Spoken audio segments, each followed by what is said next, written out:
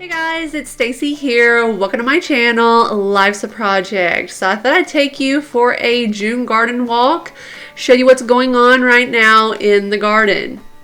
So you can see this is my GreenStalk vertical garden. I planted full of bush beans. Now it does look a little bald in the back. That's because the wind was blowing on this side. If you look at it from this angle, it's nice and full. The plants are doing great. I've spotted several little beans growing, so I cannot wait for the harvest. The bush beans were so yummy last year.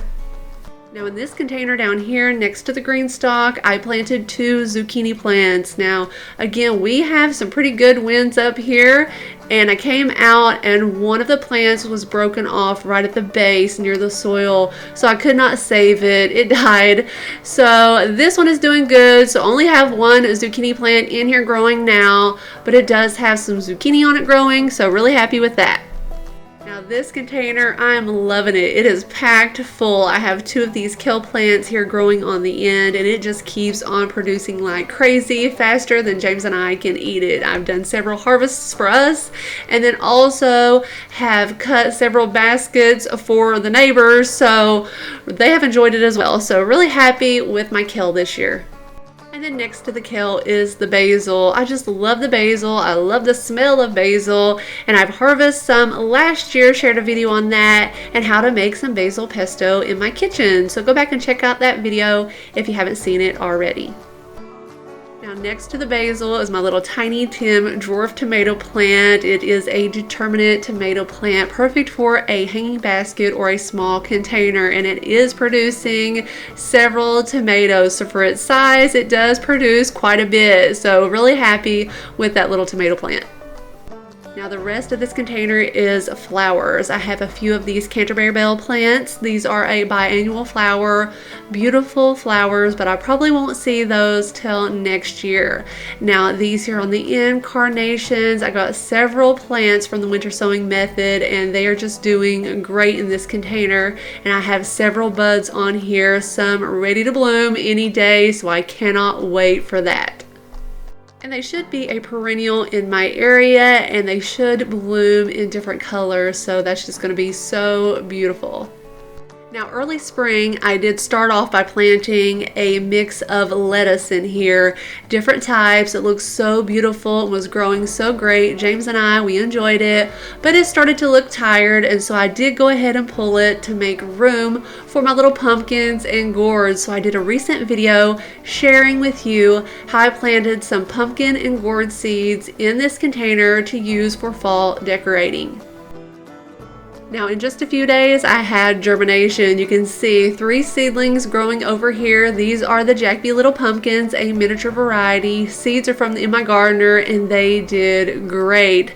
Now I do have 2 seedlings here. I'll have to thin them to 1 seedling per spot. I want 4 plants growing in here total, 2 of the pumpkin, and over here I have 2 of the cornucopia gourd mix that have germinated so far. I think 1 is trying to come up right now, but 2 on this side. So I want 4 in here total because these are vine crops. They will put on a lot of foliage, and so I'll have to try to grow them vertically up these trellises. So really excited for these miniature varieties to decorate with for fall.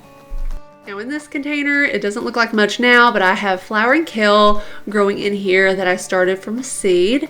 And so they've just germinated. They're super small now, really hard to see. But last year, you can see in these pictures that I grew flowering kale from seed in little nursery pots, transplanted them in these larger containers with some mums and pansies for fall decorating. I did little containers as well, and it was just so much fun to watch them grow larger and larger as the season went on. They really took over the containers, but it was just so much fun to grow, especially growing them from seed myself instead of purchasing them from the store. So really excited to grow these again this year. Now I did have a little bit of a pest problem, you know, worms and stuff eating the leaves, so this year I plan to cover them with my garden fabric, and hopefully that will cut down on that problem and they won't have holes in the leaves this year.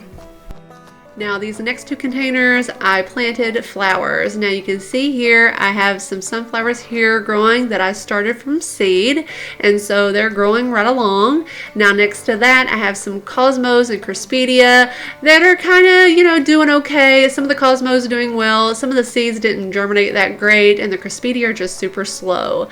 Now here are some straw flowers, and I just love these. These straw flowers are just so gorgeous, and they feel like straw and kind of like paper, but they look so pretty. I love the colors, the pinks, the yellows, and I have some that are white, and they're just so pretty. And so they make great cut flowers for drying or for doing projects, so that's really exciting. Now down here more sunflowers, and this one got a head start because I grew a few using the winter sowing method, and you can see this one is budding up, so I'm hoping to have sunflowers very soon. But these are a dwarf variety. You can see a lot smaller than those big giant sunflowers you see growing in gardens at times, so really excited for those.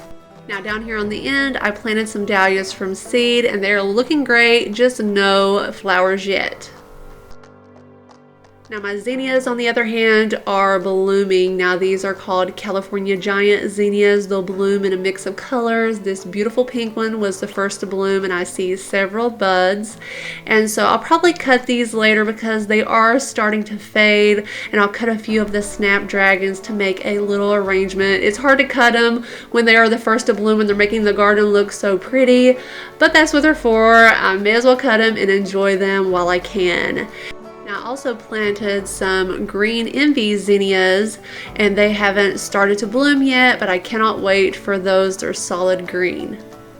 Now these snapdragons are just now flushing back out after cutting some to share with you in a video, cutting those first blooms of the season and making a small little arrangement to enjoy in my home. That was just so much fun, and these are just so beautiful. They have done so well for me. All of these I started using the winter sowing method and transplanted the seedlings into the garden from my little winter sowing bottles. And this one here, I just love that beautiful soft yellow color. It's just so gorgeous. So overall happy with my small scale cut flower garden that I'm growing this year in containers. Now over here in this container I have two tomato plants growing. One is a beefsteak here in front, which is an indeterminate variety. It should get pretty tall. And then the one here on the right is a determinate, which should be shorter. It's more of a dwarf variety. It's called Geranium Kiss. Now I started both of these from seed using the winter sowing method. Now it's hard to believe they look like this now, and you can see this huge cluster of flowers. I cannot wait till those are all tomatoes. Really exciting. You can see some flowers on this beefsteak tomato plant as well.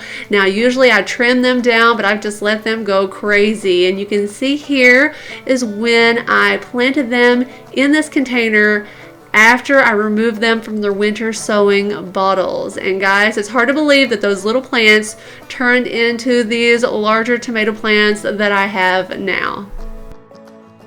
Now this last container here is the last one in the garden, and you can see here it is full of peppers. I have 8 plants in here total. Now if you remember back when I first transplanted them into this container from their little winter sowing bottles, they looked super small.